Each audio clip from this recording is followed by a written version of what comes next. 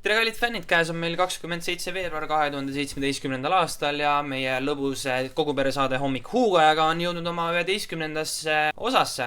11. mul tuleb meelde üks jõle hea nali. Mis on homoseksuaalide lemmikkuupäev? 11. august. Sest et nagu nad... Aga enne seda, kui ma päris nagu sinna asja kallale lähen, siis ma tavaliselt räägin mingisugust niisama möla siia videovalgusesse. Minu tänane möla oleks tegelikult... Tegelikult oleks täitsa siuke saatematerjal, aga kuna ma ei viitsi sellest pikalt rääkida, siis olete näinud Facebookis on need postitused, mida vanemad inimesed jagavad, et oot, meie ajal ei olnud kiivreid, ei olnud meil turvavöösid ja ikka oleme elus. Vaata, kallis sõber, need inimesed, kes selle asja pärast surma said, et teie ajal olid nii sitad turvalisuse meetmed, nemad vist väga ei jaga siukest asja Facebookis. Aga miks nad ei jaga?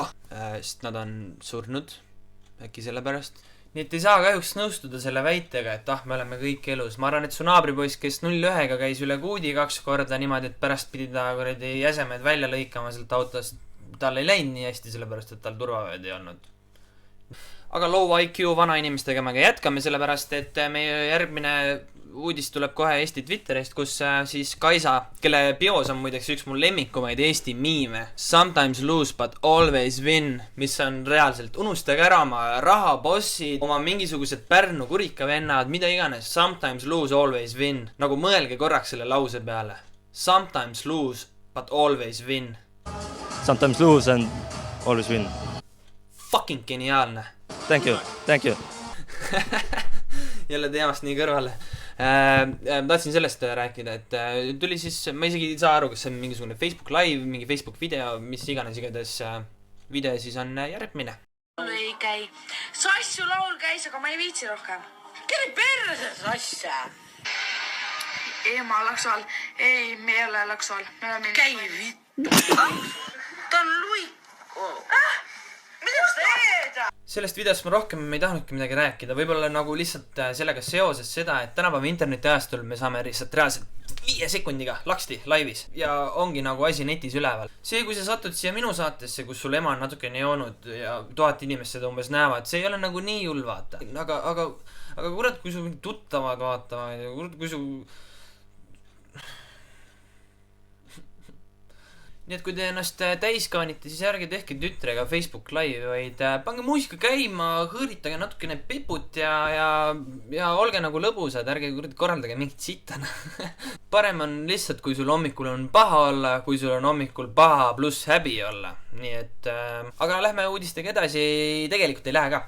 Ma kiiresti ütlen vahepeatuseks, kui keegi teab mõnda Eesti artisti, kes oleks nõus mulle tegema siukse 5-sekundilise intro sellele saatele. Näiteks Koit Toome teeb mingisuguse Hommikul huugame me ja ei nii. Siis palun viige meid kokku. Ma tahaks nii väga Koit Toome introt siia saatesse. See oleks lihtsalt Aga lähme edasi enda saatega, räägime natukene tehnikast ka ja kui nüüd tüdrukud mõtlevad, et ma ei viitsi küll mingi tehnikast kuulata, siis oodake, ma lihtsalt räägin mega kiiresti ja ma teen selle naljakas ka, oota. Tehnikast räägib meile Tehnikatiit. Tehnikatiidul on täpselt samasugune kampsun nagu mul, aga teistsugused prillid, nii et ärge meid sossi ajage, aga Tehnikatiit, tule nüüd. Nokia 3310 tuleb tagasi, 49 eurot maksab ja ma ei tea isegi, miks see tehti. Nagu selles mõttes võib-olla nagu kuna aku kestab hästi kaua, siis paljud inimesed võtavad selle enda nagu teiseks telefoniks, aga mina endale sellist telefoni ei taha, sellel on nupud, mulle ei meeldi nupud. Aga aitäh Tiidule, Tiit on meil varem tegelikult tuttav juba Snapchatist, kus soovitan followida mind, Snapchat tuleb siia.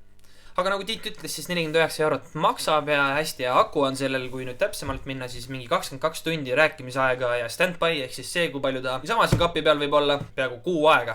Nii et ma veits näen nagu seda pointi võtta teiseks telefoniks, kui sa oled mingi ärikas vend ja sul on tõesti iPhone. Et selles mõttes nagu jah, ma näen seda nagu teise telefonina. Kas ma näen seda... ma võin kälda. YouTuber fail. Mina isiklikult ei näe seda mingisuguse vanainimese telefonina, sellepärast et esiteks vanainimestel on juba oma vanainimeste telefonid, mis on need suurte nuppudega alkatelid või mis iganes need on. Ja teiseks, kurat, need vanemad inimesed on juba, vaata, tuleb mingisugune 65-aastane daam, tuleb mul mööda, vaata, Rose Gold iPhone 7. Minu arust on nagu jube huvitav mõelda, et kui meie siin 50 aasta pärast mingisugune 70 ära tiksub, et kas siis oleme meie nagu nuubid, et meil on mingi puutetundlik ekraan, aga samas nagu meie lapsed panevad hologrammidega ringi juba või? Päris haige. Aga lähme edasi. Eile oli siis meil Oscari gala ka, kus siis oli päris ränk kant juhtunud. Nimelt siis Best Picture'i võitjaks osutus esialgsetel andmetel La La Land, kes tuli kogu oma skuadiga lavale, rääksid kõik jutud ära, tänasid. Ja siis üks La La Landi skuadi vend lihtsalt võtab mikri kätte ja ütleb, et me tegelikult ei võitnud. Ja tulebki välja, et hoopis võitis Moonlight. Aga Oscaritega seoses ma tahtsin rääkida ühte sellist asja, mida te arvatavasti ei tea, aga kindlasti oleks huvitav teada, et olete käinud kuskil firma üritusel, kus te pärast lähete ära, saate mingisuguse kingikoti kaasa või mida iganes. Selles mõttes Oscaritel on ka üks selline väikene kingikott. Siis nad saavad siukse $100,000 giftbagi endale kaasa. Seda selles mõttes kõik külalised selle ei saa, seal mingid teatud Hollywoodi mingid võllid saavad selle. Aga mis seal kotis on? Aitäh, sa küsisid, ma just tahtsin rääkida. Seal kotis on kusjuures $100,000 eest asju. Seal on näiteks plastiline kirurgia, seksmängu asju, 10-päevane trip Iisraeli näiteks, 5 tärni hotellis. Seal on $275 vetsupaber, sest et see on fitness pudeli, teemant käevõrud, Golden Door spa väike külastus, mis on siuke rahulik 9 tonni. Siis on Grand Hotel Excelsior Victoria in Sorrento, 5 tonni. Grand Hotel Tremezzo, Lake Comos, 5 tonni. Ja lõpetuseks siuke rahulik 3-päevane visiit Lost Coast Ranchi. Selles mõttes väärtus on sellel 40 tonni. Nii et tundub, et kuulsustel on päris hea elu, et ka mina saaksin kuulsaks, pange aga like, sest et eelmise videoga ma sain 77 laiki, mis on päris persi. Nii et ma tahaks see nädal saada 100 laiki. Ma igaks juhuks mainin ka seda.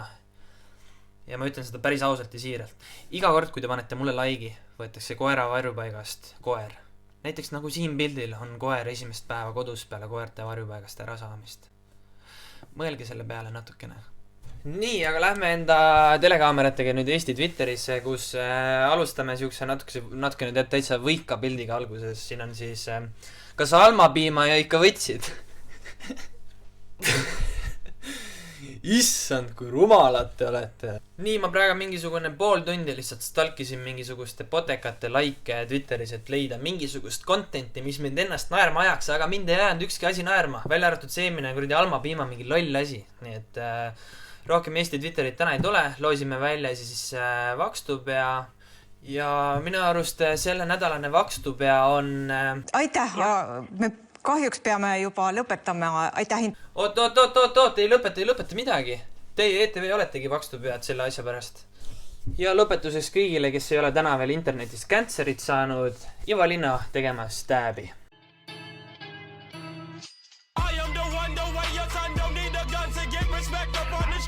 Aga sellega ma tänaseks saatega lõpetan. Olge toredad, olge vahvad. Praegu tuli lumi maha, nii et minge suusatama.